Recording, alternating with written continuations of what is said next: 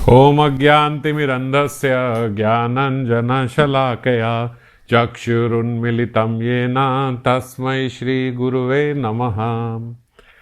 तो हम लोग श्री श्री राधा रस सुधानिधि के श्लोक संख्या 19 पे चर्चा कर रहे थे, जिसमें श्रीपाद बड़ी सुंदर प्रार्थना करते हुए श्री श्याम सुंदर की गुणावली से श्री राधा रानी की सेवा करते हुए उनको उनके भाव उद्दीपन करके उल्लसित करके उनको श्री कृष्ण की वेणुनाद होते हुए श्री कृष्ण के पास लेके जा रही हैं।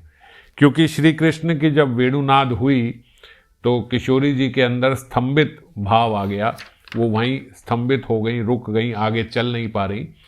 तो मंजरी एक दिव्य सेवा करते हुए, एक ऐसी सेवा जो केवल मंजरी ही कर सकती है, भगवान श्री कृष्ण की लीला कथाएं सुनाकर उनके भीतर वो भाव उद्दीपन कराकर, उनके मिलन का भाव उद्दीपन कराकर और फिर से उनको उल्लसित करके उनका वो स्तंभित भाव खत्म करके उन्हें लीला की ओर लेके जा रही हैं।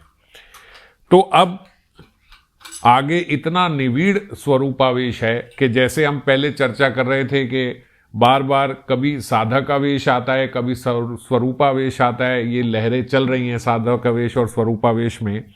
तो अब इतना निविड़ हो गया स्वरूपावेश कि ये कहना आगे कुछ श्लोकों में कठिन होगा कि ये प्रार्थना जो है ये स्वरूपावेश में की जा रही है या साधक आवेश में की जा रही है, क्योंकि धीरे धीरे धीरे धीरे धीरे धीरे स्वरूपावेश निविड़ होता जा रहा है, गाढ़ा होता जा रहा है।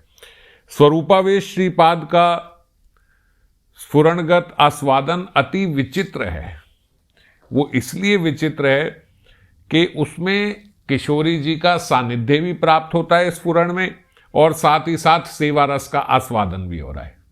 मैंने पहले भी आपसे चर्चा करी थी कि हम लोग जब एक स्वप्न देखते हैं तो स्वप्न में ऐसा लगता है कि ये हमारे साथ ही घटित हो रहा है, पर जो हमें स्वप्न में लगता है घटित हो रहा है उसकी मात्रा बहुत कम है एज कंपेयर टू जो स्फुरण में होता है। जैसे मैंने कुछ उदाहरण भी दिए थे कि स्फुरण में आपने देखा, आप होली खेल रहे थे किशोरी जी के साथ, तो आपने जब आंख खोली तो रंग आप पे ही लगे हुए थे।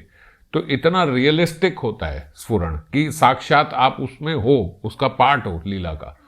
स्वप्न में तो कई बारी जैसे हमें लगा मैं हूं, पर जैसे ही उस वक्त नींद खुल गई तो ऐसा प्रतीत होता है कि अच्छा ये तो था ही नहीं, ये तो सत्य था ही नहीं। और अगर हम कई बार ऐसा होता है कि स्वप्न देखा तो कुछ देर बाद वो स्वप्न भूल भी गए, कि हमें लगता है कि कुछ आया तो था सपना पर याद नहीं है क्या आया था। पर स्फुरण ऐसा नहीं है। स्फुरण बिल्कुल ऐसा है कि आपके साथ हुआ है, ये घटित हुआ है, और धीरे धीरे धीरे धीरे अगर स्वरूप आवेश बढ़ता जाए, स्फुरण बढ़ता जाए, तो एकदम किशोरी जी के साथ सानिध्य का एहसास होने लगता है कि बस किशोरी जी मेरे साथ ही हैं। फिर चाहे स्फुरण हो रहा है या नहीं हो रहा, फिर ऐसा लगता है जैसे आज हमें स्वप्न में एक अलग दशा लगती है और जीवित अवस्था तो हमारी हमें रियल लगती है। लेकिन स्वरूपावेश जब बढ़ जाता है तो व्यक्ति ज़्यादातर स्वरूपावेश में रहता है, और जो हमारी वास्तविक अवस्था इस जगत में, भौतिक जगत में है, वो हमें स्वप्न की तरह लगती है। जब स्वरूप से बाहर आए तो वो एक स्वप्न, मतलब वो पार्ट छोटा हो जाता है, वो हल्का पड़ जाता है कि मैं ये शरीर हूं या इस शरीर से किसी का कोई और स्वरूपावेश जो है वो गाढ़ा हो जाता है। हालांकि शरीर की तो उस अवस्था में कोई अनुभूति नहीं रहती, पर साधकावेश भी बड़ा धीमा पड़ जाता है और स्वरूपावेश तेज हो जाता है। तो शुरू से हम जैसे देखते आ रहे हैं तो साधकावेश ज़्यादा है, उसमें प्रार्थना थी पहले 4-5 श्लोकों में, फिर धीरे धीरे धीरे धीरे हमने देखा, फिर साधकावेश, स्वरूपावेश ऐसे चेंज होते रहे, और अब स्वरूपावेश ही चलता जा रहा है। अब आगे कई श्लोकों तक हम देखेंगे कि श्रीपाद स्वरूप में ही है, जो प्रार्थना चल रही है वो भी उनके स्वरूपावेश में ही चल रही है। तो आज जैसे शाम को जो बंसी नाद हुई थी, कल जैसे हमने चर्चा करी 19वें श्लोक में, तो वही बंसी नाद से किशोरी जी ने जो सुना और उसके बाद वो अभिसारिका होने को हैं, चलने को हैं, उसी के आगे वो श्लोक का गायन कर रहे हैं। तो ये श्लोक ऐसे के स्वरूपावेश में ही है, अभी उसी स्वरूप में ही आगे लीला का गायन कर रहे हैं। श्री राधिके सुरत रंगी नितंब भागे, कांची कलाप कल हंस कलानुलापई, मंजीर शिंजित मधुव्रत गुंजित तांघ्री पंकेरु है शिशिरय स्वरस छटा भी। ये किशोरी जी को जैसे साक्षात देख रहे हो तो ऐसे बोल रहे हैं, हे राधिके, आपके सुरत रंगी नितंब भाग जो हैं उन पे कांची कलाप रूपी कलहंस कुल की कल ध्वनि बार बार आलाप कर रही है, और आपकी नूपुर जो शिंजन है, मतलब नूपुर की जो झंकार है, वो भ्रमर के समान गुंजित होकर आपके चरण कमलों द्वारा, आपकी स्वरस छटा द्वारा तप्त हृदय को शीतल कर रही है। अगर इसको अब सरल भाषा में समझे तो श्रीपाद किशोरी जी को देख रहे हैं तो वो ऐसे देख रहे हैं, हे किशोरी जी, आपके सुरत रंगी नितंब भाग, नितंब भाग मतलब हिप्स, तो आपके नितंब को देखकर, जिसमें अलग अलग सुरत रंगी मतलब अलग अलग काम के भाव उद्दीपन करने वाले आपके नितंब जो हैं, वो कांची कलाप, कांची कलाप मतलब, कांची मतलब जो एक वेस्ट बेल्ट पहनते हैं, तो वो वेस्ट बेल्ट जो है उससे जो झंकार निकल रही है, या वो वेस्ट बेल्ट जो आपने पहनी हुई है, तो ऐसे के जैसे कल हंस, मतलब जैसे नदी में हंसों की आवाज आती है, हंस तैर रहे होते हैं नदी में, आपकी कांची कलाप रूपी कलहंस कुल की कल ध्वनि जो वो कलकल कर रहे हैं, बार बार अलाप कर रही हैं, और आपके चरण कमल जो हैं उन पे नूपुर ऐसे लग रहे हैं जैसे मानो भंवरे गुंजन कर रहे हो कमल के ऊपर, वो नूपुर की ऐसी आवाज आ रही है। ऐसी स्वरस छटा से, ऐसी अपनी आभा से, ऐसे अपने स्वरूप से आप इस तप्त हृदय को शीतल करो, ये वो प्रार्थना कर रहे हैं। तो स्फुरण में ये जो स्फुरण चल रहा है, इसमें उनकी स्वयं की, बाबा बताते अब जिस प्रकार से एक निविड़ स्फुरण चल पड़ा है कि एक के बाद एक के बाद एक एक लीला का उद्दीपन होता जा रहा है, ऐसे स्फुरण में स्वयं की कोई चेष्टा नहीं होती, ऐसे हम लोगों की तरह मेहनत नहीं करनी पड़ती। जैसे हम लोग माला लेके बैठते हैं तो सोचते हैं कि क्या चिंतन करें, हम लोग स्मरण करने का प्रयास करते हैं कि मैं वृंदावन का स्मरण करूं, राधा कुंड का करूं, नवद्वीप का करूं, महाप्रभु की लीला का करूं, कुछ जो लीलाएं मैंने यहाँ सुनी है श्री श्री राधा रस सुधा निधि में, उसमें अपने आप को मंजरी स्वरूप में देख के वो करूं। तो ये श्रीपाद को जो अब स्वरूपावेश है उसमें उन्हें कोई मेहनत नहीं करनी पड़ रही। बाबा बोल रहे हैं जो स्फुरण है ये, इसमें कोई स्वयं की चेष्टा नहीं है, अब ये स्फुरण स्वाभाविक हो गया, अब ये अपने आप से धारावत चलता जा रहा है। और हृदय यदि योग्य होगा तो लीला प्रवाह स्वयं चित्त से प्रकट हो ही जाता है, पर इसके लिए आपका योग्य हृदय होना चाहिए। और योग्य हृदय कैसे होता है, तो बोले जो गुणमय अंतःकरण होता है ना, उसके भीतर लीला प्रकाशित ऐसे नहीं होती स्फूर्ति। गुणमय मतलब आपका हृदय या तो तमोगुण में फंसा हुआ है, या फिर रजोगुण में फंसा हुआ है, या मान लीजिए सतोगुण में ही फंसा हुआ है, तो भी गुणमय हुआ, कोई ना कोई उसके गुणों में तो अभी फंसे हुए हो आप। ज्यादातर हम लोग एक जनरल लेवल पे देखें तो हम लोग रजोगुण में फंसे होते हैं। भक्त जो होते हैं वो जो स्फुरण का सोचते हैं, जो स्मरण का सोचते हैं, वो तमोगुण तक तो नहीं जाते, पर रजोगुण में ज्यादातर रहते हैं। पैशन, ये करना है, ऐसे करना है, ये करना है, इसको ये बोलना है, इसको ऐसे करना है, ये करना है, मतलब उनके भीतर अपने देह आवेश को लेके बड़ा पैशन है। ऐसे सजाना है, इस पार्लर में जाना है, मुझे ये वाले कपड़े पहनने हैं, मुझे ऐसा दिखना चाहिए, मेरे साथ इसने ऐसे बात कैसे करी, मुझे ऐसे बात करनी चाहिए, इसको मुझसे ऐसे करनी चाहिए, एक्सपेक्टेशंस, ये सब रजोगुण है, ये सारे रजोगुण है। तो और इसके ऊपर सतोगुण आता है। सतोगुण में भी व्यक्ति चाहे सतोगुणी बन गया, उसके भीतर ये इस प्रकार के पैशन नहीं रहे, पर देह आवेश तब भी निविड़ रहता है सतोगुण में भी। तो ये जो हमारे भीतर स्फुरण स्वतः चले, स्वाभाविक चले, इसके लिए कैसी दशा होना चाहिए, इसके लिए गुणातीत अवस्था होनी चाहिए कि ना वो तमोगुण में फंसा हुआ है, न रजोगुण में, न सतोगुण में, वो गुणातीत हो चुका है, इन तीनों गुणों से ऊपर उठ चुका है। और ये कैसे होता है, तो इसमें बताते सरलता से साधन भक्ति करने से ही साधक के चित्त को क्रमशः गुणातीत बना देती है। जो हमारी साधना है, ये जो हम अभी कर रहे हैं, ये ऐसे नहीं है कि अभी हम इस अवस्था में हैं तो ये हमारा टाइम वेस्ट हो रहा है, या हमारी कितनी खराब अवस्था है, हम सुन रहे हैं कि स्फुरण तो स्वतः होता है लेकिन हमें अभी चिंतन करना पड़ रहा है, ऐसा नहीं है। ये स्टेप बाय स्टेप ऐसे ही चलेगा, ये प्रगति धीरे धीरे ऐसे ही चलती है। अब कोई व्यक्ति अगर देख ले कि भाई ये देखो ये कितना सक्सेसफुल डॉक्टर है, ये कितना अच्छा सर्जन है, और वो एस्पायरिंग डॉक्टर है, वो कहे मेरी क्या हालत है, मैं तो अभी 11th ही पढ़ रही हूँ, या मैं तो अभी 12th में ही हूँ, मैं तो अभी 10th में ही हूँ, तो ऐसे तो नहीं सोचना चाहिए, क्योंकि ये आपका यही क्रम है, 10th 11th 12th, फिर उसके बाद MBBS करोगे, MD करोगे, तभी जाके कहीं डॉक्टर बनोगे। तो यही क्रम है। अगर आप इस क्रम में ईमानदारी से ऊपर चल रहे हो, आप जिस लेवल पे हो उस लेवल की जो आप बात सुन रहे हो, समझ रहे हो, उसको अपने आप अंदर इनवाइब करने की कोशिश कर रहे हो, तो यही साधना है, ये क्रम है, ये ठीक है। जैसे अभी हमें बोला गया कि हम भगवान के रूप का चिंतन करें, भगवान की लीलाओं का चिंतन करें, भगवान के गुणों का चिंतन करें, माला करते समय कहीं और ध्यान ना लगा के चिंतन करें। तो हम हालांकि प्रयास कर रहे हैं चिंतन करने का, पर यह प्रयास ठीक है, अभी यही अवस्था है। हमारी अवस्था तब खराब मानी जाएगी जब हम चिंतन करें ही ना। हम पूरे दिन की पता चले कि कोई 64 माला कर रहा है, 100 माला कर रहा है, 200 माला कर रहा है, लेकिन चिंतन हृदय में कुछ नहीं हो रहा। बस सुबह माला लेके बैठे और बात करते, काम करते, ऐसे जैसे तैसे भी करते, आपने वो अपने नियम की माला ऐसे ही खत्म कर दी और चिंतन 1 मिनट का भी नहीं हुआ, तो वो खराब अवस्था मानी जाएगी। ये अवस्था खराब नहीं है, ये धीरे धीरे। इसीलिए इसमें उद्धव गीता में भी ये बात बताई गई कि भक्ति द्वारा साधक के चित्त को गुणातीत करा जा सकता है, साधना से किया जा सकता है। ये भगवान ही 11वें स्कंद के 29वें अध्याय के 24वें श्लोक में बता रहे हैं उद्धव को कि हुए उद्धव, मरणशील व्यक्ति जो है, मतलब ये देह जो है जिसने एक दिन मर ही जाना है, ये मरणशील व्यक्ति मानव जो है, जब समस्त कर्मों का त्याग कर कर, समस्त कर्मों का त्याग करने का अर्थ जानते हैं? समस्त कर्मों का त्याग करने का मतलब कि हमने भगवान के शरणागति ले ली।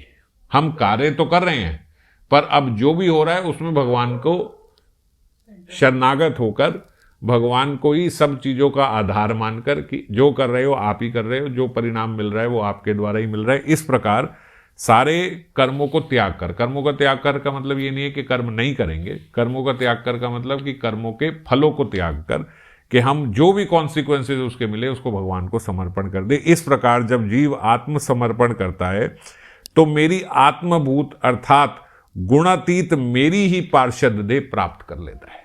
धीरे धीरे धीरे धीरे साधन भक्ति से ही ये बात चलती है। तदामृतत्वम प्रतिपद्य मानो, ये भगवान बोल रहे हैं, प्रतिपद्य मानो, मेरे प्रति शरणागत होकर, मयात्म भूयाय च कल्पतेवा। ऐसा व्यक्ति जो है जब धीरे धीरे साधना करके अपने आप को मेरे शरणागत करता है, तो वो इसी साधना से करते करते करते करते मेरा पार्षद देह प्राप्त कर लेता है। जो भी आप साधना करोगे, जैसे हम मंजरी स्वरूप की साधना करें तो मंजरी स्वरूप प्राप्त हो जाएगा। लीला की कृपा में ही ऐसी अवस्था होती है कि अभीष्ट को जैसा रूप गुण आदि चाहिए वो वैसा ही हमारे भीतर गुण, अपने आप वो गुणावली हमारे भीतर आने लगती है, और उनके जो अभीष्ट के गुण और रूप हैं वो फिर भुलाने से भी हम भूल नहीं पाते। ये जब हम लीला चिंतन करते हैं ना, तो लीला की कृपा से, भगवान की जो लीला है वो भी चिन्मय है, उस लीला की कृपा से, भगवान की कृपा से ऐसा होता है कि हमारे भीतर वो गुणावली प्रस्तुत होने लगती है।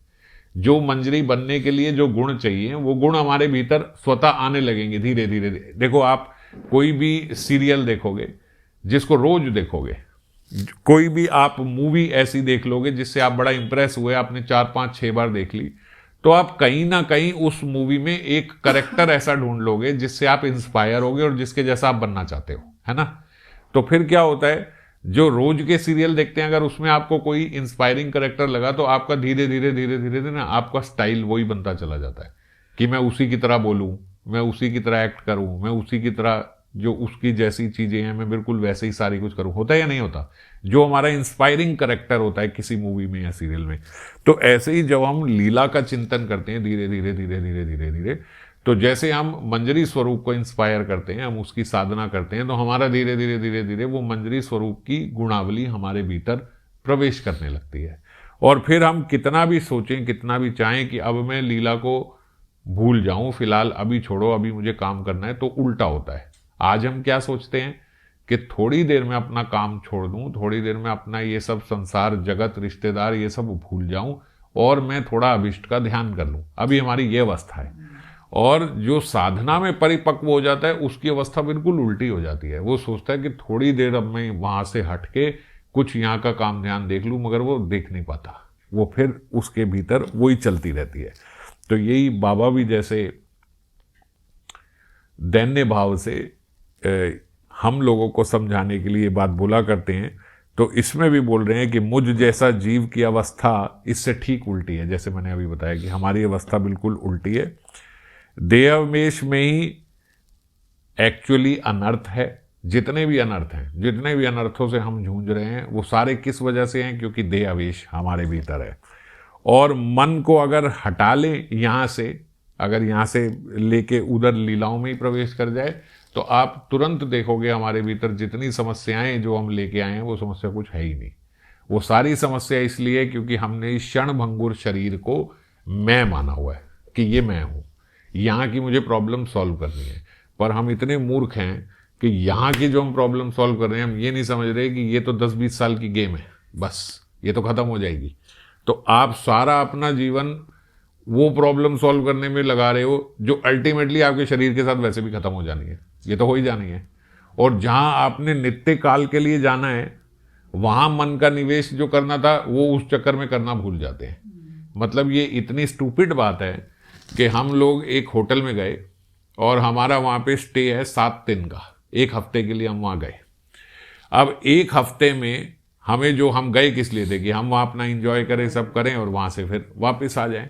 और हमने क्या किया कि हम उस 1 हफ्ते में सोचा यार ये जो मुझे होटल का कमरा मिला है इसकी बेडशीट अच्छी नहीं है, पहले ये बदलाओ, ये मुझे बड़ा दुख दे रही है, मैं ऐसे प्लेन वाइट बेडशीट पे नहीं सो सकता।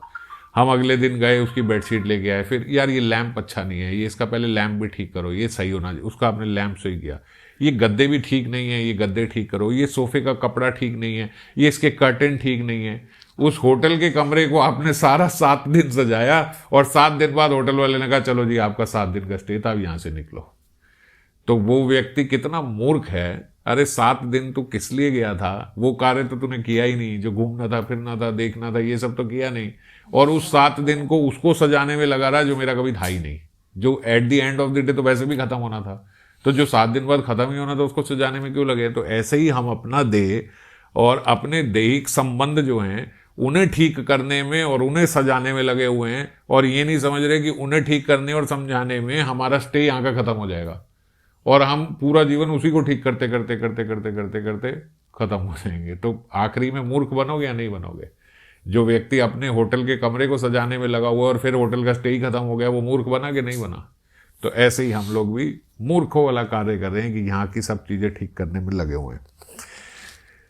श्री ठाकुर महाशय ने भी यही बात बोली कि आन कथा ना बोलेव, आन कथा ना सुनेव, सकली करेव परमार्थ, प्रार्थना करेव सदा अभीष्ट लालसा कथा, यह बिना सकली अनर्थ। आन कथा ना बोलेव, आन कथा ना सुनेव, इसका कहने का तात्पर्य भगवान की लीलाओं के अलावा, भगवान के गुणों के अलावा, भगवान के नाम के अलावा, भगवान की साधन भक्ति करने के उपाय के अलावा जो भी हम बात करते हैं, आन कथा ना बोलिव, आन कथा ना सुनिव, और कोई जो भी हम बात बोलते हैं या जो भी हम बात सुनते हैं वो सब बिल्कुल बेकार है, वो करनी ही नहीं चाहिए। वो करने से हमारा साधन खराब होता है। अगर मान लो आप कहो कि भाई सुबह के समय मैं 3-4 घंटे में अपनी माला ख़त्म कर लूँ और उसके बाद फिर मेरा एक शेड्यूल है कि भाई शाम को मुझे सीरियल देखने होते हैं और क्या करना है, और रात को मेरे दोस्त आते हैं, उनके साथ मेरे को 1-2 घंटा बैठना होता है। कोई भक्तों का संग नहीं, भौतिक मित्र मेरे ही आते हैं। तो रोज़ रात को मेरे वो दोस्त आते हैं, शाम को मुझे सीरियल देखना है, दिन में मुझे अपने काम पे जाना है। मतलब आप 24 घंटे में से अगर 4 घंटे सुबह साधना करते हो, ऐसे सोचने में बड़ा अच्छा लगता है कि सुबह सुबह 5 बजे उठ के 9 बजे तक साधना करता है और फिर व्यक्ति अपने काम के लिए निकल जाता है। तो इस जगत में लोग उसको बड़ा अच्छा मानेंगे कि कितना अच्छा व्यक्ति है, 9 बजे उसे ऑफिस जाना है, उससे पहले 5 बजे उठता है और 9 बजे तक अपनी साधना ही साधना करता रहता है और फिर 9 बजे निकलता है। पर अगर हम देखें तो हम 24 घंटे में से 4 घंटे साधना करते हैं और 20 घंटा हम लोग उस गटर में घुसे रहते हैं। अब मान लीजिए आपको या किसी भी व्यक्ति को 20 घंटे तो उसको गटर के अंदर रखा जाए और बाहर निकाल के 4 घंटा उस पर परफ्यूम डाल दिया जाए, तो जो वो गटर से बाहर निकाला हुआ व्यक्ति है उसमें परफ्यूम डाला तो खुशबू आ जाएगी क्या उस 4 घंटे में? कोई फायदा हुआ वो 4 घंटा परफ्यूम लगाने का? तो इसी प्रकार से जो व्यक्ति सुबह सुबह सोचे मैं 4 घंटा साधना करके अब पूरा दिन कुछ भी कर सकता हूँ, मेरी इंद्रिय तृप्ति सारी वैलिड हो गई, वो व्यक्ति मूर्ख है कि नहीं है? वो सुबह का नाले में घुसा हुआ 20 घंटे और सुबह सोचे 4 घंटा परफ्यूम लगा के मेरी साधना हो रही है, ऐसे नहीं होती। अगर आपको अपना स्मरण स्ट्रॉन्ग करना है, अगर अपनी साधना स्ट्रॉन्ग करनी है, तो हम फोकस केवल उस सुबह के 4 घंटे पे देते हैं। ये कंप्लीट नॉलेज नहीं है। अगर हमें अपनी साधना स्ट्रॉन्ग करनी है, स्मरण स्ट्रॉन्ग करना है, तो हमें अपने 24 घंटे पे ध्यान देना होगा। मैं ये मानता हूं कि 24 घंटे स्मरण नहीं हो सकता, 24 घंटे हम ध्यान में नहीं लगे रह सकते। हम गृहस्थ जीवन अगर जी रहे हैं तो उसमें बड़े सारे काम है, करो, पर ऐसा ना हो कि साधना जो है वो एक कोने में घुसी हुई है बस सुबह के 4 घंटे। ऐसा हो कि हरि नाम तो हर समय चलता है, जब और कुछ काम नहीं कर रहे तो अपने पास जैसे काउंटर रख लिया, या घर पे जो माताएं हैं वो तो माला पे ही कर सकती हैं, तो माला और काउंटर हर समय हरि नाम तो चलेगा। शाम का एक निर्धारित कुछ समय हो, या जब भी मुझे खाली समय मिले तब मुझे रीडिंग तो करनी ही करनी है, मुझे शास्त्र अध्ययन तो करना ही है। जब मुझे थोड़ा सा टाइम मिले तो उस टाइम में मैंने थोड़ा सी कथा श्रवण तो करनी है। फिर शाम को आए तो दीप दान करना है, जो हम अष्टकम करते हैं ये हमें करना है। सुबह उठ के तुलसी आरती करनी है, तुलसी जी को जल देना है। ये सारे नित्य जो भागवत कार्य हैं, ये जब इस प्रकार के हमारे कर्म बनते हैं तो फिर हम देखते हैं कि ऐसा नहीं हुआ कि मेरे दिन का केवल एक कोना मैंने भक्ति में लगाया। तो फिर हम क्या देखते हैं कि हर घंटे बाद 2 घंटे बाद जब मुझे खाली समय मिला मैंने ये किया, फिर मुझे खाली समय मिला फिर मैंने ये किया, फिर मुझे लगा फिर मैंने ये किया। तो बीच बीच में दूसरे कार्य भी हो रहे हैं और भजन भी हो रहा है। इस प्रकार से फिर हमारी चेतना धीरे धीरे धीरे धीरे ठीक होती है। तो श्रीमती के अभिसार का स्फुरण श्रीपाद के हृदय में हुआ, और स्फुरण के साथ वो देखते हैं कि श्रीमती क्योंकि स्तंभित भाव में है, उन्हें अलग अलग कृष्ण कथाएं सुना के उल्लसित किया और अपने श्रीप हस्तों से श्रीमती को अभिसार उपयोगी वेश में सजा दिया। श्रीप हस्तों से मतलब विद हर एक्सपर्ट हैंड्स, मंजरी के एक्सपर्ट हैंड्स हैं। आज अगर हमें कहीं पार्टी में फंक्शन में जाना होता है तैयार होने के लिए, तो आप अपने आप पे भरोसा नहीं करते, आप ब्यूटी पार्लर जाते हो कि मैं अपने आप को इतने अच्छे से नहीं सजा सकती जितना वो ब्यूटी पार्लर वाली मेरे को सजा देगी, है ना। तो ऐसे ही जो किंकरियां हैं, जो मंजरियां हैं स्वामिनी की, उन्हें बोला गया वो अपने श्रीप हस्तों से मतलब विद देयर एक्सपर्ट हैंड्स। हम ब्यूटी पार्लर इसलिए जाते हैं क्योंकि हमें पता है वो एक्सपर्ट है हम लोगों को तैयार करने में। तो अपने एक्सपर्ट हैंड से उन्होंने अभिसार उपयोगी मतलब आज जो अभिसार हो रहा है वो पूर्णिमा की रात है कि अमावस्या की रात है कि अर्धचंद्र की रात है, कितनी प्रकाश पड़ रहा है, कौन से कुंज में जाना है, कौन से वर्ण का कुंज है, उस प्रकार से किशोरी जी की सज्जा करती हैं। उनको उस प्रकार से वस्त्र और अलंकार पहनाती हैं और साथ ही साथ पहनाते अलग अलग कृष्ण कथाएं करती हैं, जिससे उनका ध्यान कृष्ण की तरफ रहे और उनका जो उनके अंदर सात्विक विकार है वो एकदम से ना आने पाए उनको, क्योंकि अभी द्रुत गति से चल के जाना है।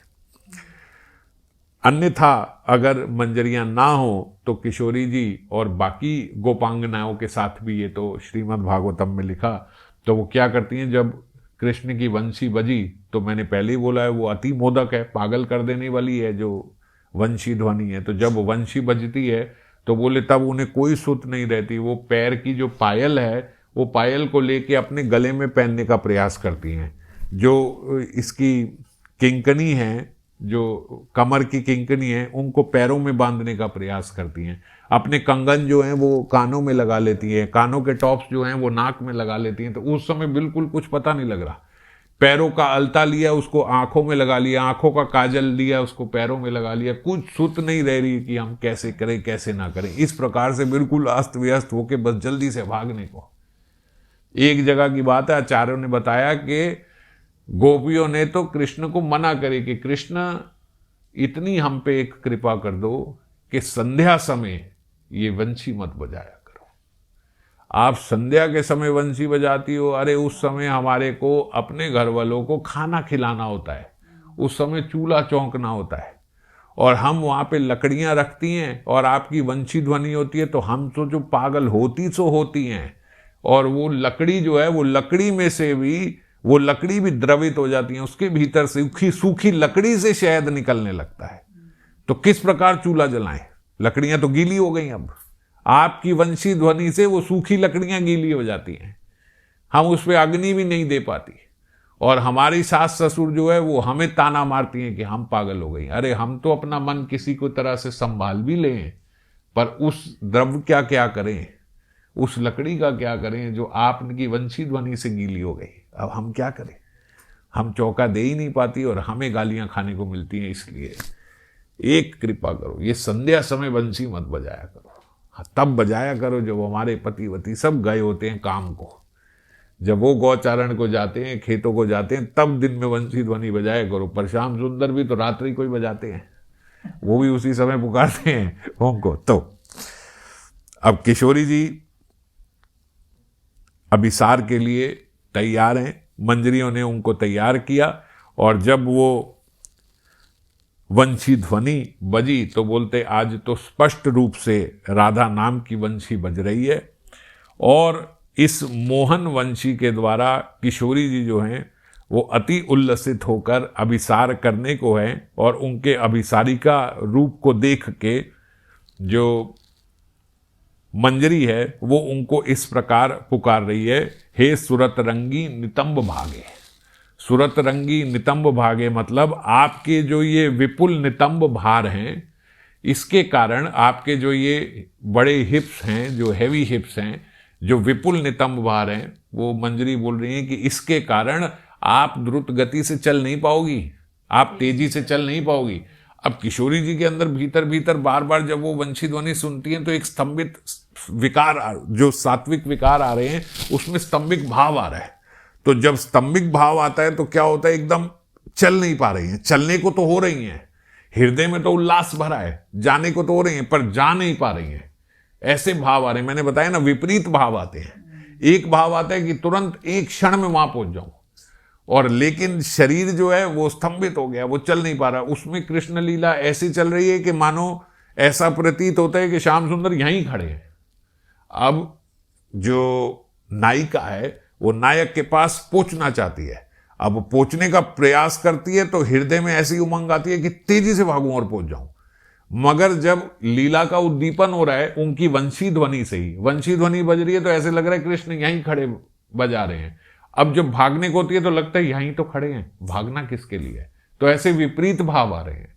लेकिन मंजरी जो है वो तो देख रही है, तो मंजरी बोलती कि किशोरी जी इतना विलंब किसके लिए, क्यों देरी कर रही हो? आपके ये जो विपुल नितंब भार हैं, अब उनकी सौंदर्यता का वर्णन करने के लिए थोड़ा कटाक्ष रूप से कि आपके जो ये विपुल नितंब भार हैं, इनके कारण आप वैसे ही द्रुत गति से भाग नहीं पाओगी, आप तेजी से चल नहीं पाओगी, धीरे धीरे धीरे धीरे मंथर गति से आप चलोगी। इसीलिए मंजरियां जो हैं वो किशोरी जी के पीछे ऐसे हाथ रख के चलती हैं कमर में, क्योंकि वो बोलते हैं आपके वक्ष इतने बड़े, आपके नितंब इतने बड़े और पतली सी आपकी कमर, तो हमें डर लगता है कहीं कमर लचक ही ना जाए आपकी चलते चलते। तो इसलिए पीछे पीछे पीछे पीछे हाथ रख के उनके चल रही हैं और कह रही हैं शीघ्रता करो, शीघ्रता करो, जल्दी से चलो। आपके नितंबों को देख के नागर के मन को, आपके नितंबों को देखकर नागर का मन जो है वो उसमें रमण करने लगेगा। ये उनको बोल रही हैं कि देखना आप, अब ये गोविंद लीला अमृत में तो ऐसे तुलना की गई, उसमें बोला गया आपके जो ये दो नितंब हैं और इसके बीच में आपकी जो वेणी जा रही है, जो क्या बोलते हो, चोटी जा रही है, जो आपकी जो वेणी है, बोलते वेणी बीच में से जा रही है तो वेणी ऐसे प्रतीत होती है जैसे काली यमुना बह रही है, और आपके नितंब तब ऐसे प्रतीत होते हैं जैसे ये यमुना के तट है। तो यमुना के तट में से बीच में से यमुना बह रही है, और आपकी जो ये कांची है, जो ये वेस्ट बेल्ट है, ये ऐसे लगती है जैसे ये हंस है जो यमुना के बीच में चल रहे हैं। वो हंस लगते हैं और हंसों की ध्वनि लगती है जब वो कांची बजती है, और आपकी ये वेणी जो है वो यमुना लग रही है, नितंब जो है वो यमुना तट है, और कृष्ण रूपी मन जो है वो नटराज है, और उनकी मन की वृत्तियां, जो चित्त वृत्ति हैं, वो मानो गोपियां हैं, और वो इस यमुना के तट पे रास कर रही हैं। तो सरल भाषा से समझे तो कृष्ण का मन जो है वो बोलते आपके नितंब में अटक जाता है, और उनकी चित्त वृत्तियां वहीं लीला करती हैं, उनकी चित्त वृत्तियां भी वहीं आपके नितंब में अटकी रहती हैं।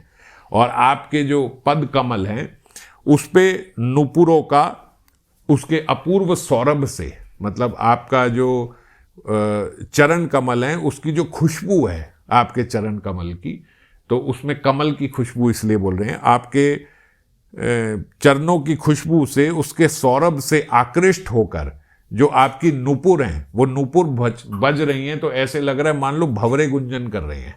और ये कैसे भंवरे हैं कि इन भंवरों की गुंजन को देखकर जो असली भंवरा है, जो वास्तविक भंवरा है, वो भी अपनी मधुर गुंजन करता तुम्हारा अनुगमन करेगा। किशोरी जी के चरणों की सौरभ से, उनके चरणों की खुशबू से ऐसा प्रतीत होता है कि जो उन्होंने नूपुर बांधे हुए हैं वो नूपुर ना हो, कोई भंवरे हों जो उस पे गुंजन कर रहे हैं उनके चरणों के सौरभ से। और बोलते ये तो नूपुर हैं, पर जो असली भंवरा है, असली भंवरा मानी कृष्ण, जो असली भंवरा है वो भी ये नूपुर ध्वनि सुन के, मतलब और दूसरे भंवरों की गुंजन सुन के, वो भी आकृष्ट होके आपके पीछे पीछे पीछे पीछे भाग पड़ता है। ऐसी वो कविताओं में बोल रहे हैं। और फिर आपकी स्वरस छटा भी देखने को मिले। स्वरस छटा भी मतलब आपकी ऐसी छटा जिससे हृदय शांत हो जाए। इसके 3-4 तात्पर्य हैं कि आपकी ऐसी छटा कि हमारा तपित हृदय जो है वो शांत हो जाए। तो किसका तपित हृदय शांत हो जाए, किसकी स्वरस छटा? तो अलग अलग प्रकार से बाबा यहाँ पे बताते हैं। एक पहला उन्होंने बताया कि कृष्ण की नवनीरद श्यामल अंग कांति द्वारा अपने विरह तप्त हृदय को सुशीतल करो। ये वो किशोरी जी को बोल रही है। श्याम सुंदर का कैसा वर्णन कर रही हैं?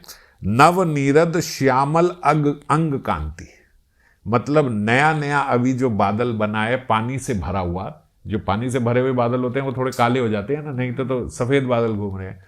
तो जिसमें जल भरा रहता है वो बादल काले हो जाते हैं। और नवनीरद बस अभी नया नया जिसमें जल भरा है, ऐसे श्यामल अंग कांति द्वारा, उनकी जो कृष्ण की अंग कांति है उसके द्वारा आप अपने विरहित हृदय को तृप्त करो। या फिर स्वरस छटा का अर्थ ये भी हो सकता है कि आप अपनी रस माधुरी के द्वारा कृष्ण के विरह तप हृदय को शांत करो। और होगा तो दोनों ही बातें होंगी, एक्चुअली तीनों बातें होंगी। तीसरी बात क्या है कि आप श्याम सुंदर के साथ जब आपका मिलन होगा तो हमारी चिराकांक्षित तप्त हृदय को आप शांत करो, उसको सुशीतल करो। तो बात समझो, कृष्ण की अंग कांति देखकर आप अपने हृदय को सुशीतल करो किशोरी जी, अपनी अंग कांति दिखाकर कृष्ण के हृदय को सुशीतल करो, और आप दोनों के मिलने से जो रस छटा का विकास होगा उससे हमारे हृदय को शीतल करो। और या फिर ये 3 के बाद एक चौथा अर्थ ये भी है, क्योंकि राधा स्नेह आदि का है किंकरी, तो वो पहले ही किशोरी जी को बोल रही हैं कि आपके ये जो 5 विषय हैं, शब्द स्पर्श रूप रस गंध, इन 5 विषयों से आप हमारी 5 इंद्रियों को सुशीतल करो। हमारी 5 इंद्रियों को कैसे सुशीतल करेंगे? मतलब आपकी जो कंची ध्वनि है, कांची ध्वनि जो ये है वेस्ट बेल्ट, इसकी ध्वनि सुनकर हमारे कर्ण जो हैं, हमारे कान जो हैं वो सुशीतल होते हैं। आपके नितंबों की शोभा देखकर हमारी आंखों में सुशीतलता आ जाती है। आपकी गमन लीला माधुरी के वर्णन से हमारी जिह्वा सुशीतल होती है और आपके भ्रमर गुंजित पद कमलों की गंध से हमारी नाक सुशीतल होती है और आपके चरण स्पर्श से हमारी त्वचा सुशीतल होती है। तो जो हमारी ये 5 इंद्रियां हैं, वो हमारी 5 इंद्रियां आपके पंच विषयों से वो तृप्त हो जाती हैं। तो इसीलिए बोला गया स्वरस छटा हमें सुशीतल करो। ऐसे बाबा बोलते जैसा ये श्रीपाद का चिंतन है, स्वरूपाभिष्ट साधक के भी चिंतन इसी प्रकार से श्रीमती के रूप स्पर्श आदि का अनुभव प्राप्त करे। जैसे हम जो स्मरण करने का प्रयास करते हैं, तो उसमें स्मरण को धीरे धीरे धीरे धीरे धीरे धीरे इतना गाढ़ा करें कि हमारे भीतर भी ऐसा अनुभव हो। जो अभी तो हम ये पढ़ रहे हैं कि उनकी पंच इंद्रियां वो उनके पंच रसों से तृप्त हो रही हैं, पर क्या हमारी इंद्री कहीं स्मरण में तुष्ट होती है?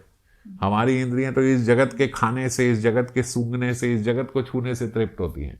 तो ऐसा स्मरण, ऐसा स्फुरण हो कि आज ऐसा लगे कि भाई अब बस मजा आ गया, एकदम तुष्ट हो गया मैं। इस प्रकार से साधक को भी ऐसा स्मरण होना चाहिए। स्वरूपावेश जैसी मीठी चीज बाबा बताते इस जगत में कोई है ही नहीं। साधक को बिल्कुल ऐसा लगता है कि श्रीमती मेरे निकट ही है, जैसे स्वामिनी यहीं थी, अभी किशोरी जी यहीं बैठी थी, यहीं लीला कर रही थी। और इस ऐसी जब स्मरण धारा चलती है तो धीरे धीरे धीरे धीरे संसार की आसक्ति जो है वो कम हो जाती है और हमारा स्मरण जो है वो क्रमशः धीरे धीरे धीरे निबिड़ होता चला जाएगा। तो ऐसे ही श्रीपाद स्वरूपावेश में आगे भी स्फुरण उनको होगा। अगले श्लोक में फिर हम कल चर्चा करेंगे।